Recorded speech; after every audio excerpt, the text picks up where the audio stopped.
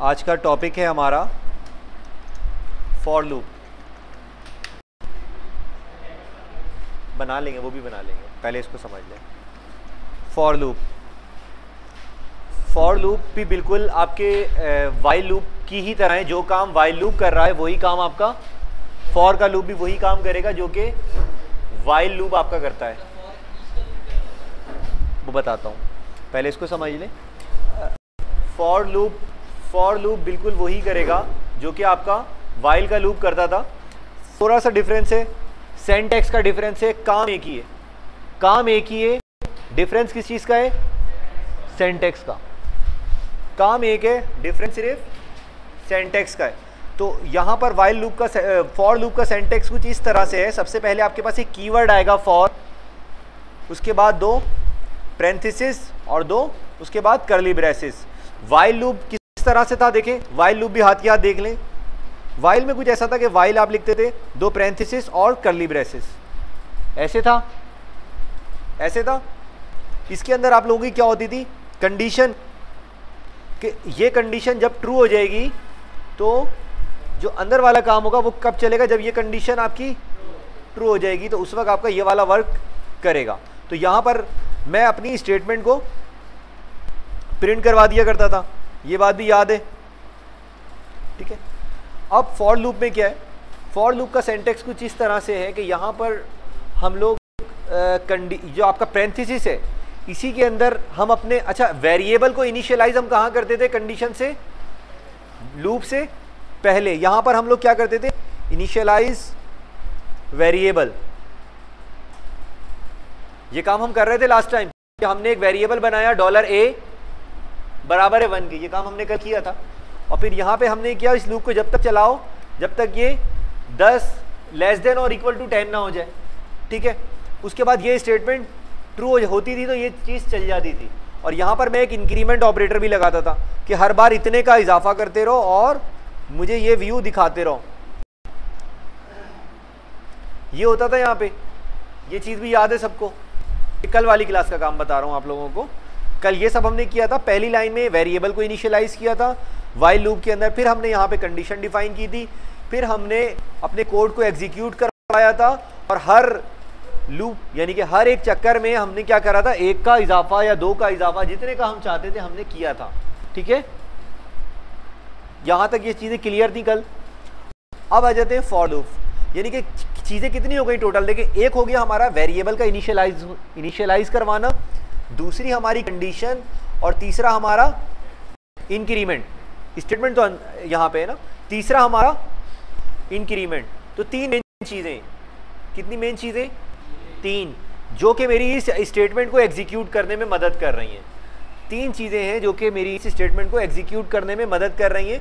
पहला वेरिएबल का इनिशियलाइज होना, दूसरी कंडीशन और तीसरा इंक्रीमेंट। अगर इंक्रीमेंट हटा दूं तो दोबारा जब लूप आएगा तो क्या दिखाएगा? वही चीज प्रिंट कर देगा। अगर इंक्रीमेंट नहीं होगा तो इंक्रीमेंट का मतलब क्या है? 1 के इजाफे के बाद प्रिंट करो। 1 के इजाफे का हमने टेबल्स भी बनाए थे कल की क्लास में। तो वो क्या हो रहा था? हर बार 1 का, पहले उसने 2 1 2 प्रिंट किया, फिर उससे 2 2 4 प्रिंट किया, यानी कि 1 का इजाफा करके फिर उसने प्रिंट करवाया, मल्टीप्लाई करवाया उससे, ठीक है। तो यहां पर 3 चीजें हो गई। लेकिन एक को हम लूप से पहले लगा रहे हैं, एक को पैरेंथेसिस के अंदर लिख रहे हैं और दूसरे को कंडीशन के दूसरे को हम ये कर्ली ब्रेसेस के अंदर यूज कर रहे हैं, स्टेटमेंट के नीचे या स्टेटमेंट के ऊपर हम यहां यूज करेंगे तीसरी चीज को। लेकिन यहां थोड़ा सा डिफरेंस ये है कि यहां पर हम फॉर लूप के अंदर इसका सिंटैक्स कुछ इस तरह से है कि इनिशियलाइज वेरिएबल, हम अपने वेरिएबल को कहां इनिशियलाइज करेंगे? पैरेंथेसिस के अंदर। फॉर लूप के कीवर्ड के बाद जो पैरेंथेसिस होगा उस कीवर्ड के अंदर हम अपने वेरिएबल को इनिशियलाइज करेंगे, फिर टर्मिनेटर लगाएंगे, स्पेस प्रेस करेंगे, फिर हम अपनी कंडीशन डिफाइन करेंगे। यहां पे हमारी क्या आ जाएगी? कंडीशन, कि ये लूप कब तक चलाओ। उसके बाद फिर क्या आ जाएगा मेरा?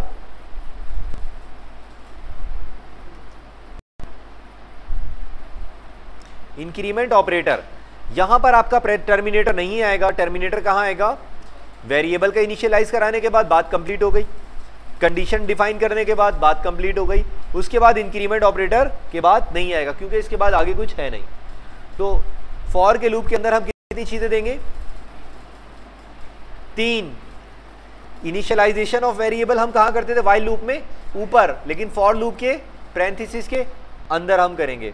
उसके बाद सेकंड कंडीशन, कंडीशन हम इसी जगह डिफाइन करते थे व्हाइल लूप में, तो इसमें भी हम कंडीशन यहीं पे डिफाइन कर रहे हैं। लेकिन इंक्रीमेंट ऑपरेटर हम कहां डिफाइन करते थे? कर्ली ब्रेसेस के अंदर। और यहां पे कहां इंक्रीमेंट ऑपरेटर डिफाइन कर रहे हैं? पैरेंथेसिस के अंदर। ठीक है, तो ये बात क्लियर है, चीजें वही है, सिंटैक्स का डिफरेंस है, काम भी वही करेगा। लेकिन इस लूप में एक अच्छी चीज ये है कि ये लूप काफी जो है शॉर्ट है, उसके मुकाबले में काफी इसका सिंटैक्स छोटा है, काफी इसका सिंटैक्स आसान है। ठीक है, तो हम ये लूप भी यूज करते हैं जहां इसकी नीड होती है, और जहां हम व्हाइल से काम करना चाहें वहां व्हाइल भी यूज कर सकते हैं। ठीक है, समझ आया ये सिंटैक्स? और जब मेरी ये कंडीशन ट्रू हो जाएगी तो उस वक्त क्या होगा? ये स्टेटमेंट मेरी एग्जीक्यूट हो जाएगी, स्टेटमेंट मेरी एग्जीक्यूट हो जाएगी। कब होगी? जब मेरी ये वाली कंडीशन ट्रू हो जाएगी। तो यहां तक किसी का कोई सवाल? ओके, तो कमेंट करते हैं हम इसको। ठीक है, और इसको भी हम क्या करते हैं? पूरे को कमेंट करते हैं। तो ये सारी चीजें समझ आई आप लोगों को? इसका सिंटैक्स समझ आया फॉर लूप का? लिख लें अपने पास।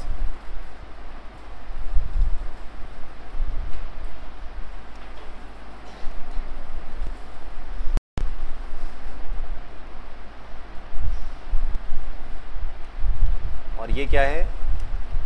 व्हाइल लूप का सिंटैक्स।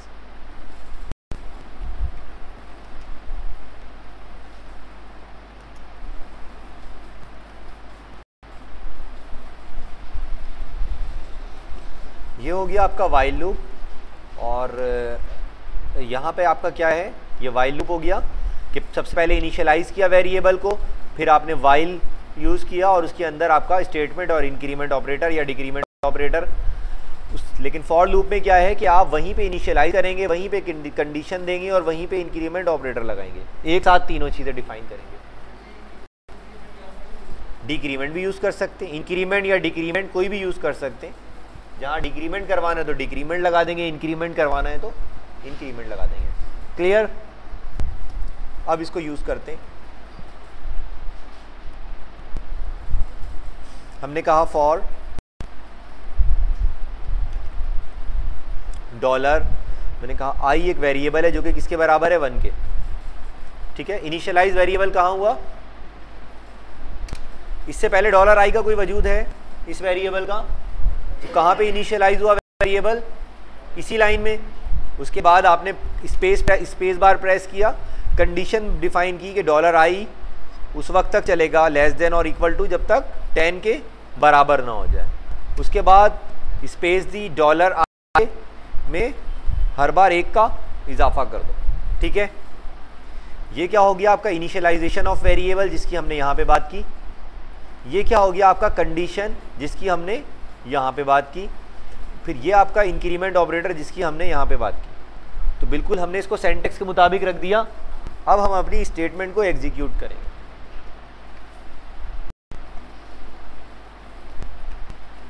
मैंने यहाँ पे कहा इको, अगर ये बात कंडीशन सही हो जाए तो इको करा दो किसको? डॉलर आई को, डॉलर आई, और यहाँ पर एक अदद दिया। ठीक है, एक ये भी लगाएंगे।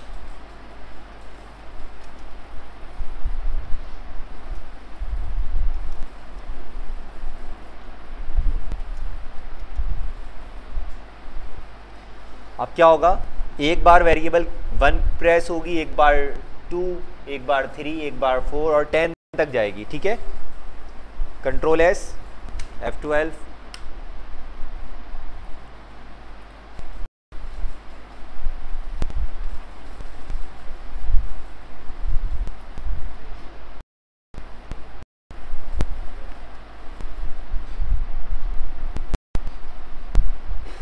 देखें इसको गौर से देखें।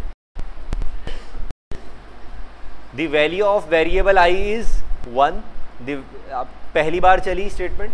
The value of variable I is 2, the value of variable I is 3, 4, 5, 6, 7, 8, 9, 10।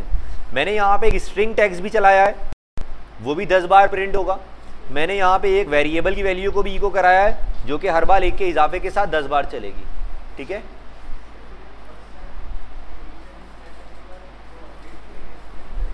कर दिया ना। ये पोस्ट इंक्रीमेंट लगाया ना मैंने, प्री इंक्रीमेंट नहीं लगाया। आपको 2 इंक्रीमेंट बताए थे, प्री और पोस्ट। अगर मैं यहाँ पे प्री इंक्रीमेंट लगाता तो वो इसी लाइन में चेंज कर देता, तो फिर वो 2 से शुरू होता। लेकिन यहाँ पे पोस्ट इंक्रीमेंट है तो वो 1 से शुरू हुआ है। तो ये बात समझ में आई सब लोगों को अच्छी तरीके से। पहले एक इसकी सिंपल एक सेंटेक्स की इसकी एक एग्जाम्पल बना लें, फिर इसको हम प्रोग्राम्स में लेके आते हैं।